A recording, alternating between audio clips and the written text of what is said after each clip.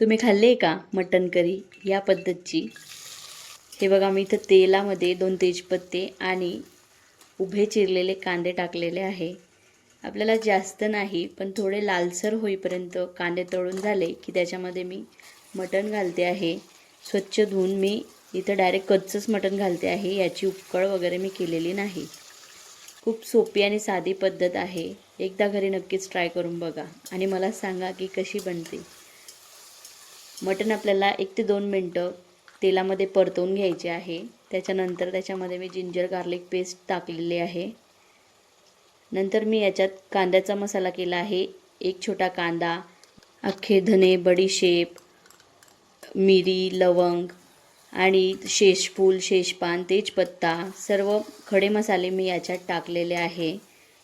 फक्त आपल्याला ते थोडे भाजून घ्यायचे आहे आणि ते सर्व मिक्स करून कोथिंबीर टाकून वाटून घ्यायचे आहे मिक्सरमध्ये आणि तो मसाला मी याच्यामध्ये टाकलेला आहे.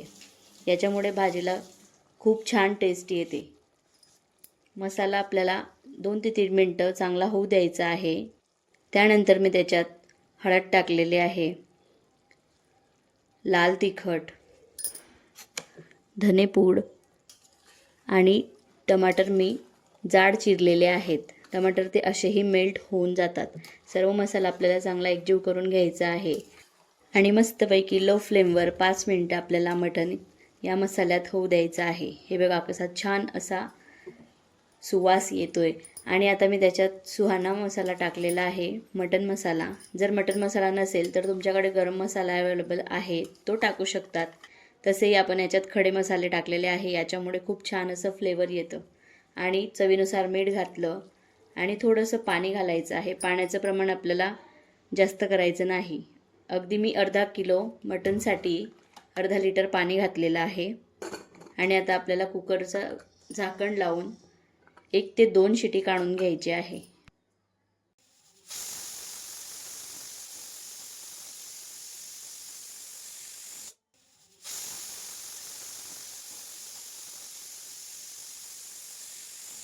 कुकरचे झाकण उघडताना आपल्याला त्याची पूर्ण वाफ शांत होऊ द्यायची आहे, तेव्हाच आपण झाकण उघडायचं आहे. त्यामुळे तर्री अजिबात उडत नाही. हे बघा किती छान असं मटण आपलं शिजलेलं आहे.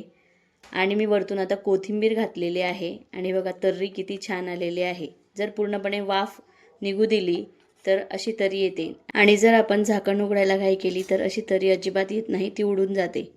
हे बघा मस्त मटणाची करी आपली रेडी झालेली आहे. आता गरमागरम बाजरीच्या भाकरीसोबत एन्जॉय करूया.